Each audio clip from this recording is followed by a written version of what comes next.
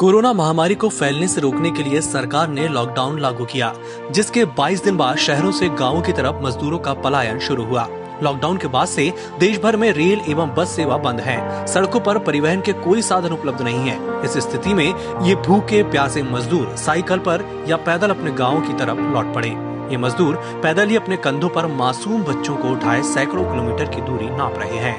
पलायन का ये सिलसिला अब भी थमता नहीं दिख रहा। हर रोज शहरों से लाखों की संख्या में मजदूरों का पलायन जारी है। पलायन के दौरान कई मजदूरों के रास्ते में मौत भी हो चुकी है। प्रवासी मजदूरों के घर लौटने के जो अनुभव सामने आ रहे हैं, उसके बाद शायद ही वह जल्द काम पर लौटना चाहें।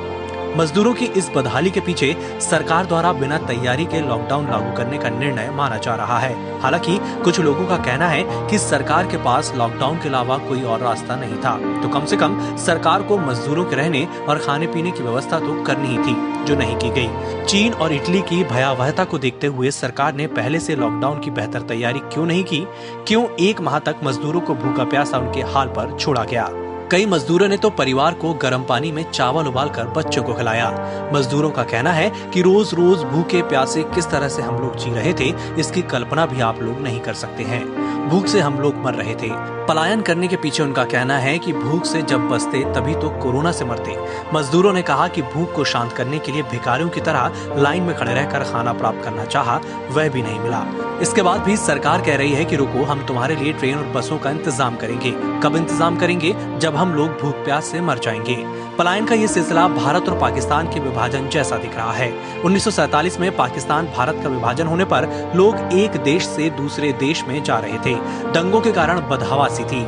लोग अपनी जान बचाने जैसे तैसे भाग रहे थे। इस बार लॉकडाउन लागू होने से भूखे प्यासे गरीब मजदूर अपने बच्चों के साथ बड़े शहरों में अपने घरों तक जा रहे हैं। कोई पैदल तो कोई साइकिल से, सड़क मार्ग या ट्रेन मार्ग का सहारा लेकर घरों की ओर कूच कर रहे हैं। रास्ते में खाने पीने को कोई दे दे तो ठीक, वरना मजबूरन चलना पड़ रहा है। जहाँ थके वहीं सो गए।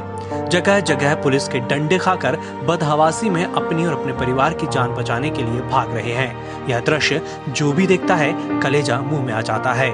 लेकिन सरकार और प्रशासन के बड़े बड़े दावे की जमीनी स्थितियां ठीक इसके विपरीत हैं। गरीब नर में नारायण देखने वाले इस देश में नारायण की स्थिति होगी, ये किसी ने सोचा भी नहीं था, जो देखने को मिल रहा है। भोपाल से EMS टीवी के लिए आकाश सोनी की रिपोर्ट।